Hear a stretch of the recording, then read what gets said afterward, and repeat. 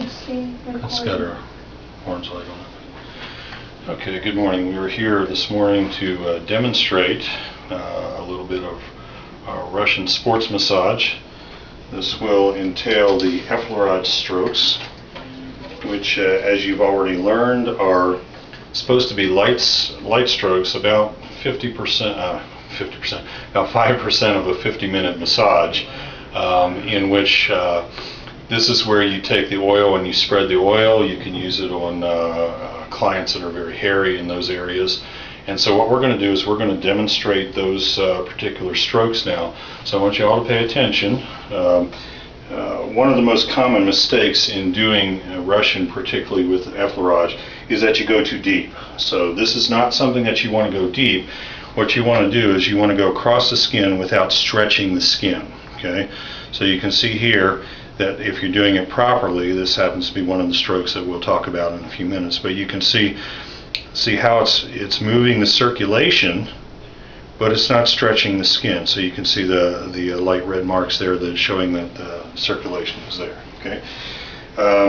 Another problem with this particular stroke is going too fast or too slow. And sometimes you can slow it down just a little bit, but you want to keep within the guidelines that you've taught. The slower you go, the more relaxing it is. The faster you go, the more stimulating it is, and that's true with any of the Russian strokes that you see here. Also, one of the problems is that most of these strokes, with the exception of the rake, which we'll talk about, your fingers are supposed to be closed, and so there's a tendency to kind of let your fingers spread. So you want to keep your fingers closed on that particular thing in whatever stroke that you're doing. Okay, so very important to remember that, and also to alternate your hands. A lot of mistakes that are going like this is that you'll have this kind of thing going on. That's more of a sweetie stroke. On this one, what you want to do is you want to alternate strokes like this when you're doing the strokes. Okay. Now what we're going to cover today is we're going to cover the Effleurage strokes of, and I'll give you a list of those and then we'll go back individually. The first one that we're going to do is rectilinear, then alternating rectilinear strokes, then crescent strokes, then an alternating combination, then a rake, and then the dorsal stroke. Okay. Now remember that each one of these strokes are light. You're not wanting to move the skin so much. You're wanting to engage the brain and the endorphins. You want to be able to spread the lotion on the person, and you can use these strokes at the beginning or at the end where you've perhaps gone a little bit deep with your ringing or your percussion strokes. The other strokes like that, you can use this to kind of relax and give the person a sense of well-being and help to deal with those problems that you have because you've had to go deep on a particular part of the body. Okay, so the first one we're going to talk about is the rectilinear stroke.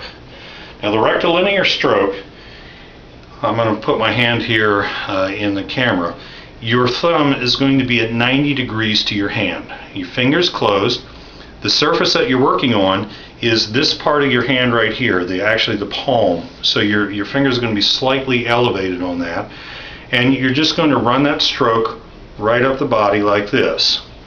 Now a good way to figure out, because of the timing of this, is that you count 1 1000, 2 1000, 3 1000 off. 1 1000, 2 1000, 3 1000 off. And this particular stroke is used for flat areas.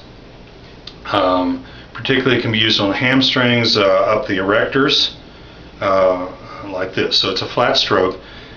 Thumb at 90 degrees, fingers closed, and the part that's actually doing the work is the palm of your hand with your fingers slightly elevated.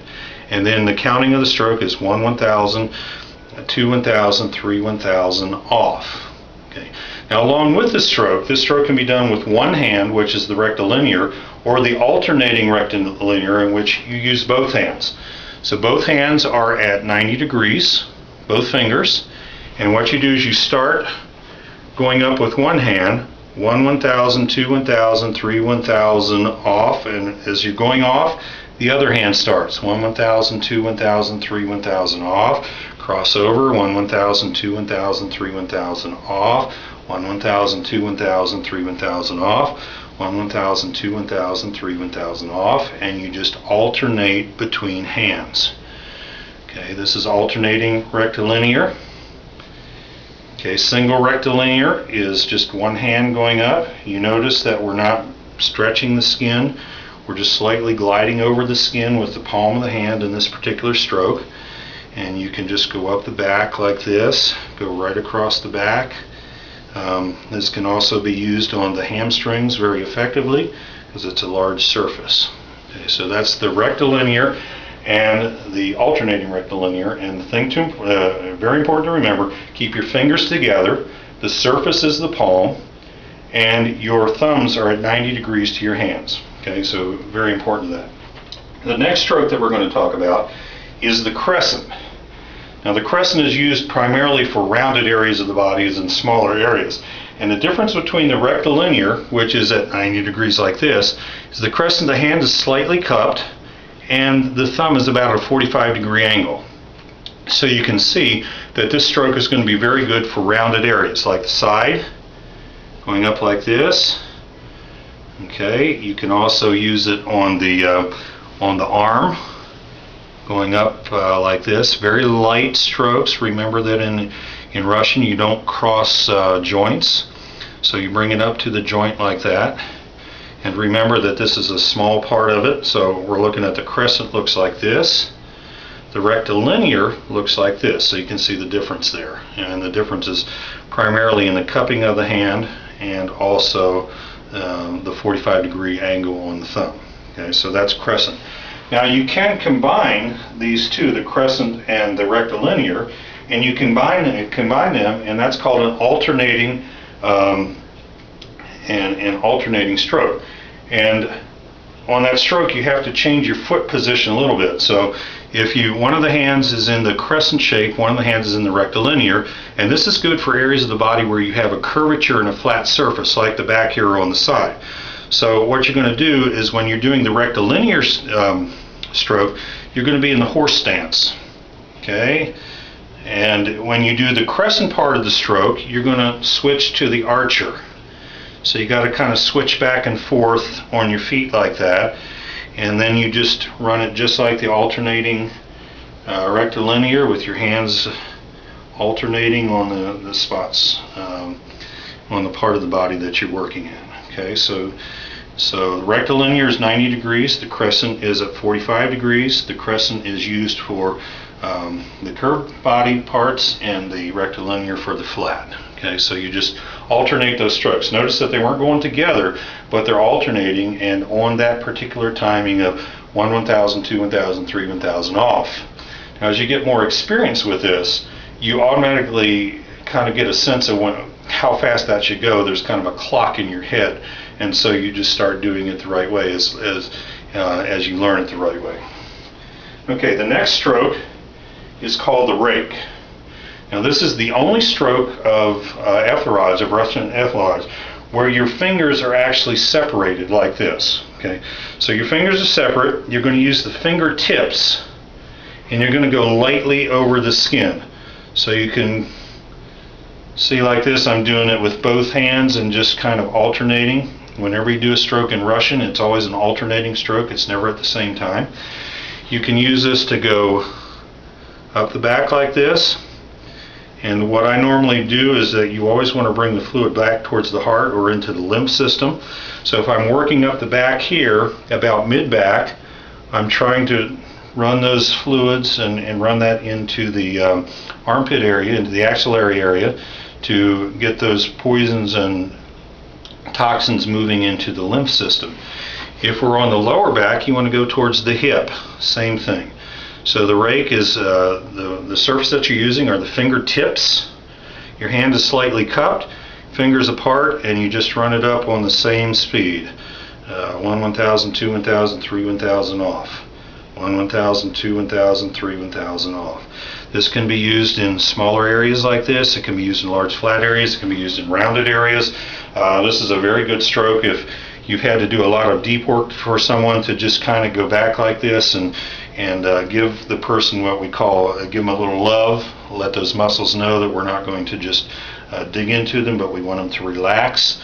This also engages the brain and the somatropins and endorphins to get a sense of well-being, and it's a very good way to to end a massage, even a Swedish massage, is just to do a little bit of this work here and really relax those muscles. Okay. And then the final stroke that we're going to look at is called a dorsal stroke. And what happens is you're going to cup the hands like this. It's almost like the cupping percussion. But you're going to do that, and then you're going to use the back of the hands, the fingers of the back of the hands. So you're just going to kind of go up just like this, okay? So dorsal, using dorsal part of the hand and of the fingers, and you're just running it up on the same kind of consistent timing that you want to do, and you just run it up the back. This one can be used for large areas, it can be used for rounded areas, it can be used for smaller areas, depending on the size of your hand. Feels really good to go up on that. So let's review all of our strokes, and we're just going to go through them and demonstrate them once more. You have the rectilinear, thumb at 90 degrees, 1 1000, 2 1000, 3 1000 off. 1 1000, 2 1000, 3 1000 off. Okay. Then you have the alternating rectilinear, which is both hands at a 90 degrees, 1 1000, 2 1000, 3 1000 off, 1 1000, 2 1000, 3 1000 off. And so you just start doing this sequence here, and it's good to do this up one side and then go up the middle of the back like this, and just move your hands over just a little bit each time. Cover the whole back like that. Gets everything stimulated. Notice that we are not stretching the skin. We're just lightly over the skin and relaxing the skin. Okay. Then we go to the crescent. Remember, the crescent is on the rounded parts of the body. And so let's look here. Going to go up the arm just like this. Thumb at a 45-degree angle. Hand slightly cupped. Going to do the same one. And then remember, we have the combination of the crescent, 45 degrees, and rectilinear at 90 degrees. And so go up with the rectilinear and then come back on the rounded with the crescent, just like this. And then what you can do is, you're going up the back, if you want to go across the back, is just switch into combination rectilinear, and then when you get to the other side, go back to rectilinear and to the crescent. Okay. And then we have the rake. Remember, the rake is the fingertips. Fingers, and the only time the fingers are separated. And you're just going to kind of alternate. If you use both of your hands like this, very light across the skin. We're not moving the skin, but you can also see the skin coloring a little bit pink. That's because of the circulation that we're doing there. You can do that one-handed all the way up the back like that. Feels really good. Okay, and then we have the dorsal one. That's where you put your hand almost like the crescent.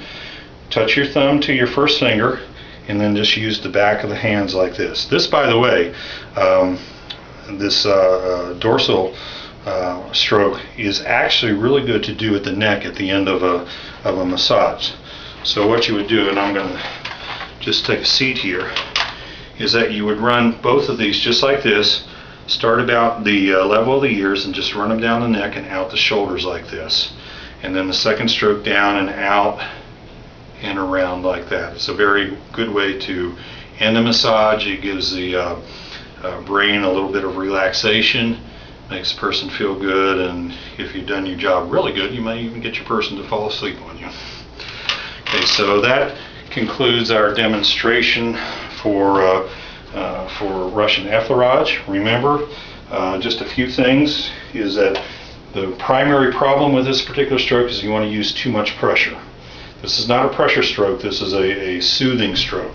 And so the tendency, you don't want to use it fast, you don't want to use it slow. Although if you have an athlete, for example, that you need to stimulate before a competition, you might run that just a little bit faster than what the normal is. But that's a calming stroke. It's 5% of your massage of a 50-minute massage, so just a short amount of time, usually at the beginning, sometimes at the end.